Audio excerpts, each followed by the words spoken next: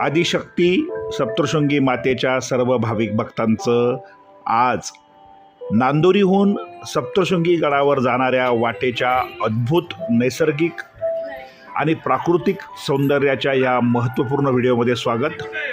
हा व्हिडिओ तुम्ही शेवटपर्यंत पहा. आपले यूट्यूब चॅनल सबस्क्राईब करायला विसरू नका.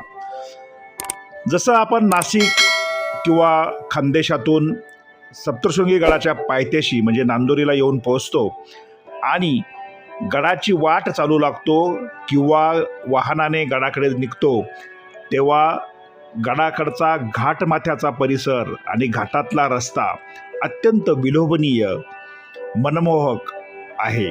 आपण या ठिकाणी बघू शकता.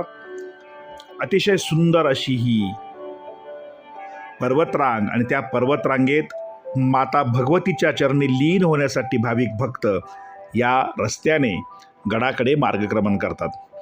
पावसाळ्यात धो धो कोसळणारे धबधबे, निसर्गाची नवलाई आणि हिरवीगार दाट झाडी, त्यातून आपण गडाकडे जातो तेव्हा भाव आणि भक्तीसोबतच पर्यटनाचाही एक वेगळाच आनंद आपल्याला मिळतो. गडाच्या पायथ्याशी पोहोचल्यानंतर आपल्याला वाहनांच्या लांबच लांब रांगाही दिसून येतात आणि आपल्याला दिसू लागतो सप्तशृंगी गडाचा तो भाग जेथे माता आई भगवती सप्तशृंगी वसलेली आहे. सुरुवातीलाच गडावर जाण्यासाठी फर्निक्युलर ट्रॉली म्हणजेच रोपवेसारखा एक आगळा वेगळा प्रकार आपल्याला पाहायला मिळतो. पण खरी मजा गड पायी चढून जाण्यात आणि गडावर गेल्यानंतर सुद्धा पायऱ्यांनी आईच्या चरणी पोहोचण्यामध्येच आहे.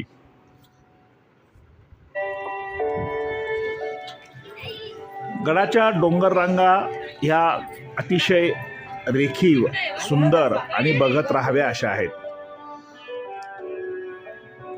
ज्या भाविक भक्तांना निसर्गाचं आणि पर्यटनाचं कुतूहल आहे ते तासनतास हे अद्भुत सौंदर्य निहाळत राहतात.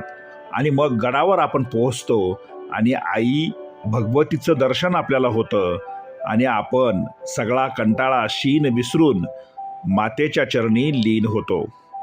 माता सर्वांचे इच्छा आकांक्षा पूर्ण करते. आई तुझ्या चरणी माझा साष्टांग नमस्कार. चला तर हा सप्तशृंगी गडाचं दर्शन घेऊया, मातेच्या चरणी लीन होऊया. आणि तुम्ही अजूनही आपले यूट्यूब चॅनल सबस्क्राईब केले नसेल तर नक्की सबस्क्राईब करा.